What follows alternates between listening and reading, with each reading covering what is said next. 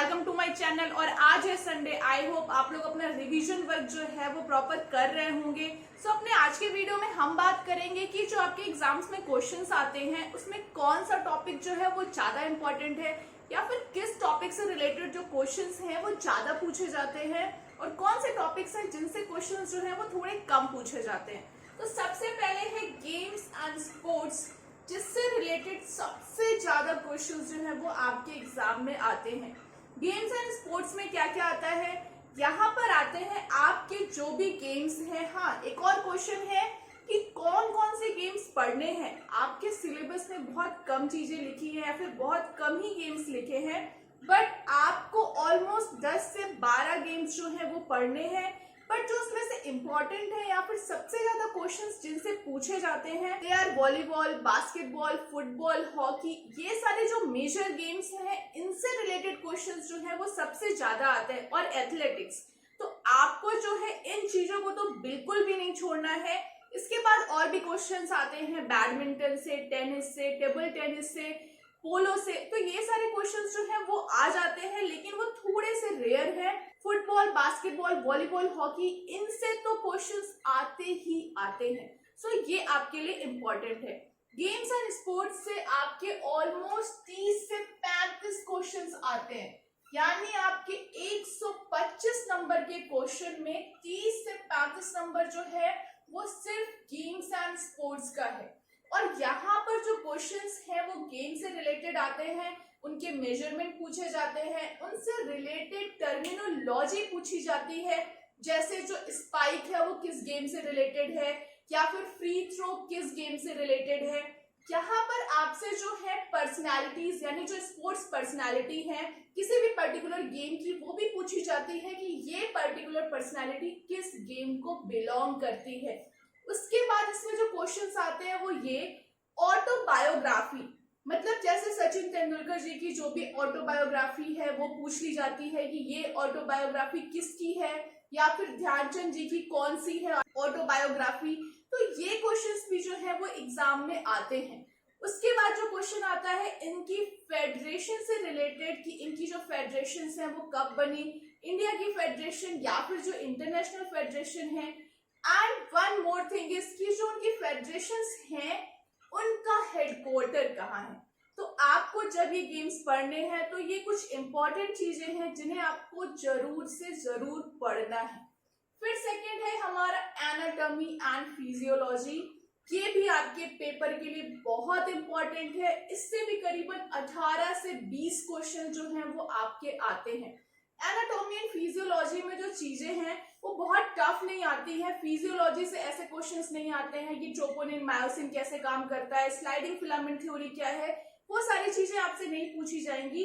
आपसे जो क्वेश्चंस पूछे जाते हैं वो ये कि ये ऑर्गन कहाँ पाया जाता है, या फिर ये एंजाइम जो है इसका काम क्या है, कौन सी सबसे बड़ी हड्डी है, कौन सी सबसे बड़ी मसल है, आपके शरीर में कितनी हड्डियां पाई जाती हैं, कौन कौन से ज्वाइंट्स होते हैं, इस पर्टिकुलर लोकेशन पे कौन सा ज्वाइंट पाया जाता है। तो ये सारे क्वेश्चन जो है वो आपके एनाटॉमी एंड फिजियोलॉजी से रिलेटेड आते हैं। तो एनाटॉमी एंड फिजियोलॉजी जो है वो आपके लिए एक बहुत अच्छा सब्जेक्ट है, क्योंकि इसमें आपको बहुत सारी चीजें नहीं पढ़नी है, आपको लिमिटेड चीजें पढ़नी है, और वहां पे कंफ्यूजन भी नहीं है। अगर आप उसको पढ़ लेते हैं एक बार तो आप उससे काफी अच्छा जो है मार्क्स सिक्योर कर सकते हैं। फिर नेक्स्ट है हमारा हेल्थ एजुकेशन। हेल्थ एजुकेशन जो है उससे भी सबसे ज्यादा क्वेश्चंस पूछे जाते हैं। हेल्थ एजुकेशन से जो क्वेश्चंस है यहाँ पे दो चीजें आती हैं। एक तो न्यूट्रिशन से रिलेटेड क्वेश्चंस आते हैं। न्यूट्रिशन का मतलब है कि कार्बोहाइड्रेट, प्रोटीन, फैट, विटामिन, इनसे रिलेटेड क्वेश्चंस आते हैं। और दूसरे आते हैं डिजीजेस से रिलेटेड। डिजीजेस से रिलेटेड जैसे कौन सी कम्युनिकेबल डिजीज है, कौन सी डिजीज किस बैक्टीरिया से होती है या फिर किस वायरस से होती है, कौन सी डिजीज जो है वो किस पर्टिकुलर विटामिन या फिर एंजाइम या फिर हार्मोन की कमी से हो जाती है। ये क्वेश्चंस जो है हेल्थ एजुकेशन में आते हैं, and which is also a important subject for you. फिर आता है हमारा principle of physical education. Principle of physical education में आपकी तीन चीजें आती हैं। एक है आपका फाउंडेशन, जिसमें आप पढ़ते हैं ये प्रिंसिपल, जिसमें आप पढ़ते हैं कि जो फिजिकल एजुकेशन है उसकी डेफिनेशन क्या है, एम क्या है, ऑब्जेक्टिव्स क्या है। फिर इसमें आती है आपकी फिलॉसफीज। फिलॉसफी से रिलेटेड एक या दो क्वेश्चन तो हमेशा ही आते हैं, जैसे जो फिलॉसफी है वो किसने दी है, या फिर कोई एग्जाम्पल दिया होता है कि ये पर्टिकुलर चीज किस फिलॉसफी से आती है। फिर इसके बाद इसमें जो चीज आती है वो आती है आपकी बायोलॉजिकल फाउंडेशन। बायोलॉजिकल फाउंडेशन में हमने पढ़ा था ग्रोथ एंड डेवलपमेंट के बारे में। ये सारी चीजें जो है वो आपकी बायोलॉजिकल फाउंडेशन से आएंगी। फिर आता है इसमें साइकोलॉजिकल फाउंडेशन। साइकोलॉजिकल में आपका लर्निंग, मोटिवेशन, ये सारी चीजें आती हैं। And the last one is sociological foundation, जिसके क्वेश्चन जो है वो बहुत रेयर आते हैं, जरूरी नहीं है कि आए ही। So sociological foundation is quite a rare thing. फिर आता है आपका sports management and teaching method. Sports management and teaching method में जो क्वेश्चंस आते हैं वो आते हैं आपके मैनेजमेंट से रिलेटेड, आपके टूर्नामेंट से रिलेटेड। टूर्नामेंट से जो क्वेश्चंस आते हैं वो यही कि बाई कब दिया जाता है, एक नॉकआउट टूर्नामेंट किसे कहते हैं, ये क्वेश्चन बहुत बार आया है। या फिर मैंने जो अभी तक क्वेश्चन पेपर्स देखे हैं उसमें ये क्वेश्चन कई बार रिपीट हुआ है कि नॉकआउट टूर्नामेंट किसे कहते हैं, या फिर नॉकआउट टूर्नामेंट की विशेषता कौन सी है। तो ये क्वेश्चन जो है वो कई बार रिपीट हुआ है। उसके बाद टीचिंग मेथड से रिलेटेड जो है वो भी क्वेश्चंस पूछे जाते हैं कि किस पर्टिकुलर एक्टिविटी को सिखाने के लिए आप कौन सा टीचिंग मेथड यूज करेंगे, कौन सा टीचिंग एड जो है वो इफेक्टिव होता है, या फिर टीचिंग एड या टीचिंग मेथड जो है वो क्यों जरूरी है। लेसन प्लान से रिलेटेड क्वेश्चंस आ जाते हैं। तो ये सारी चीजें आपकी स्पोर्ट्स मैनेजमेंट और टीचिंग मेथड से पूछी जाती हैं।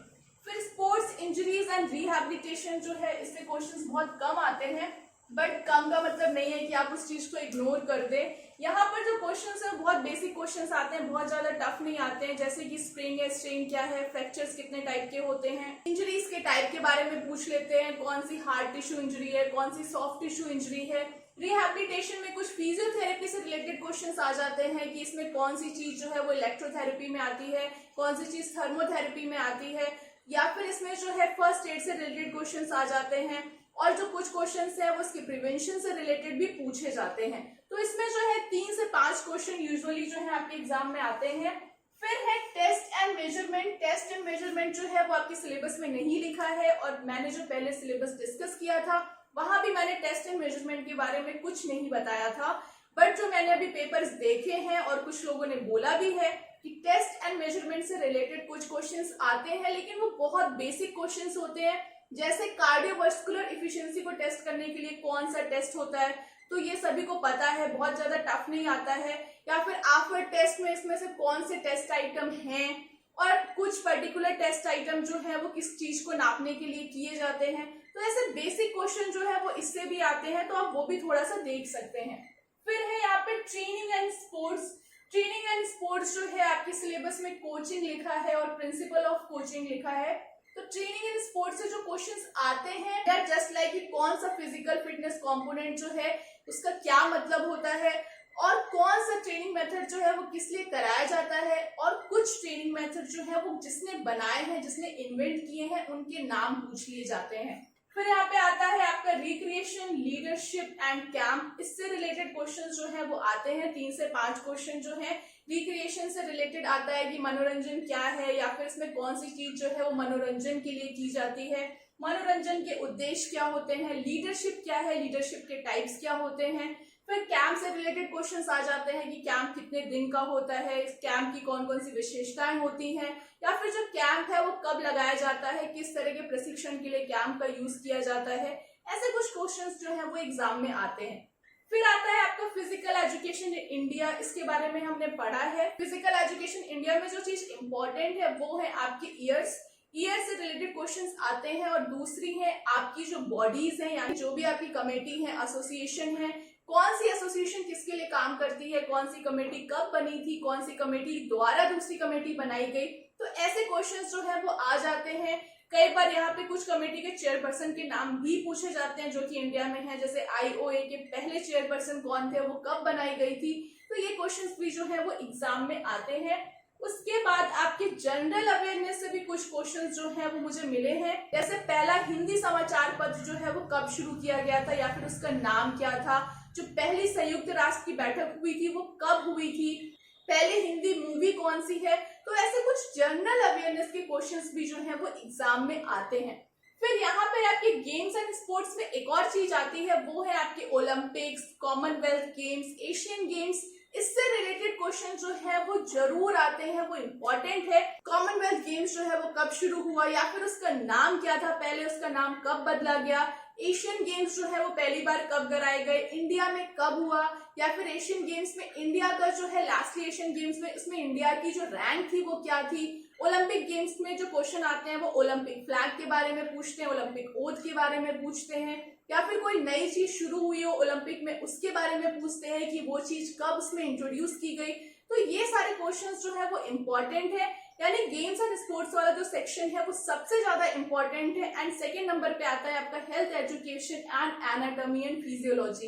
यानी अगर आप ये तीन सेक्शंस पर भी ध्यान देते हैं तो आप अपना 60 to 70% पेपर जो है वो कवर कर सकते हैं। आज के लिए इतना ही। आई होप आपको ये चीजें क्लियर हुई है कि कौन सी चीज जो है वो आपके लिए इम्पोर्टेंट है, या फिर आपके सिलेबस का कौन सा पार्ट है जिसपे आपको ज्यादा ध्यान देना है। If you have any doubt or confusion, you can ask me in comment section. Till that, keep watching to my channel and don't forget to subscribe to this channel.